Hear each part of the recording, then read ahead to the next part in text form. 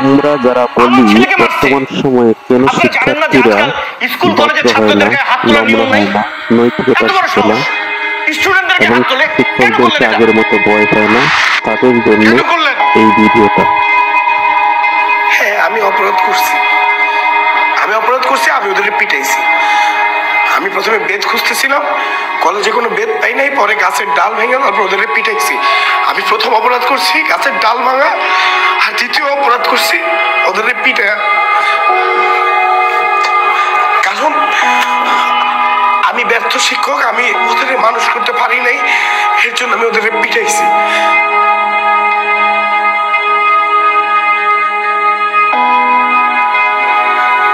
আমরা যখন ছোট ছিলাম আমাদের শিক্ষকরা শাসন করতো,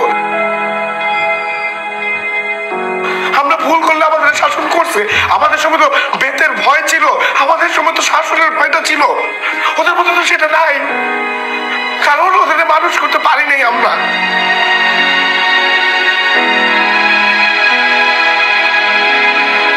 ছোটবেলা থেকে সবসময় আমরা জেনে আসছি যে হ্যাঁ, আমাদের বাবা মায়ের পরে শিক্ষকের অবস্থান।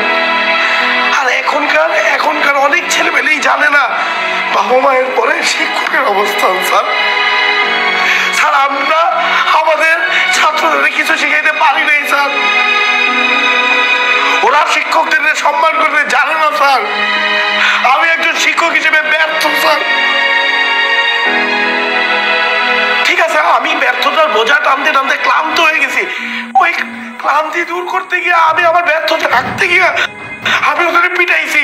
আমি করছি আমার ব্যর্থতা রাখার জন্য, আর ওরা কি করছে জানেন আপনারা? জানেন?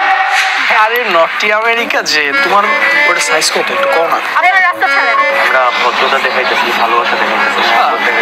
আরে পিছাইতেছো কেন? এদিকে আরে আও না, আরে ওইদিকে যাই না।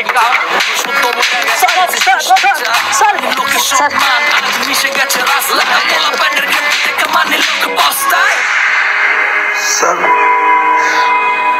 শিক্ষক হিসেবে আমরা আমাদের ছাত্রগুলোকে নারীদের সম্মান করার বিষয়ে কোনো শিক্ষাই দিতে পারিনি স্যার।